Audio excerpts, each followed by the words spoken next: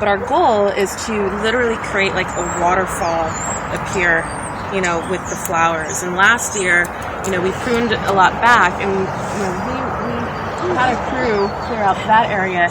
We actually had a lot more flower growth in the area that we did prune back versus in here.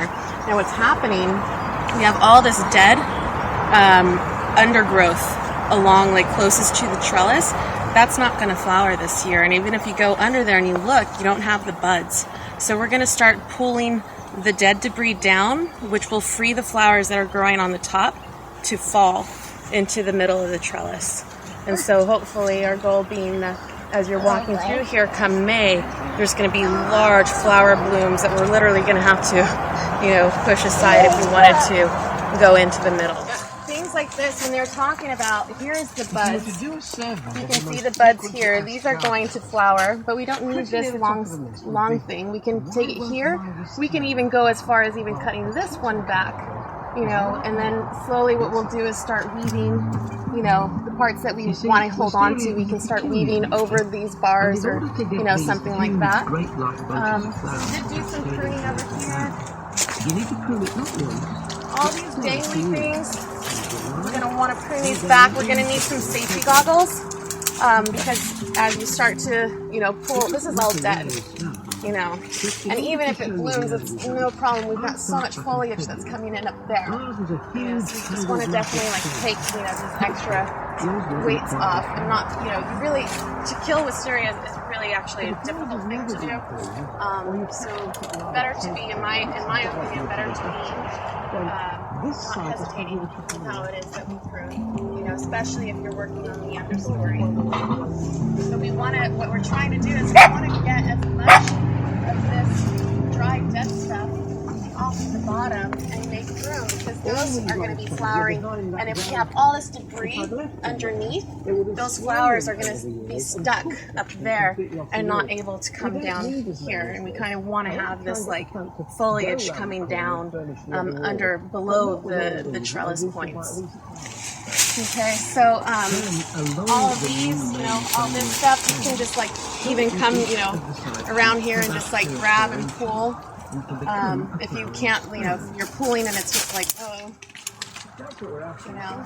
If it breaks, if it's dead. Yeah. If it doesn't break, it's live, and then you trim it up properly. Yeah. You know, so I'd clip that. So this is like kind of stuck. I'd clip this back.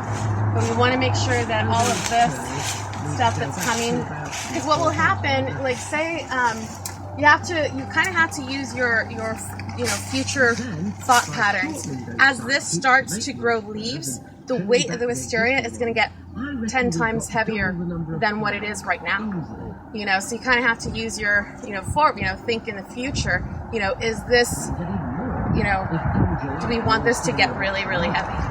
You know, so we'll come through here.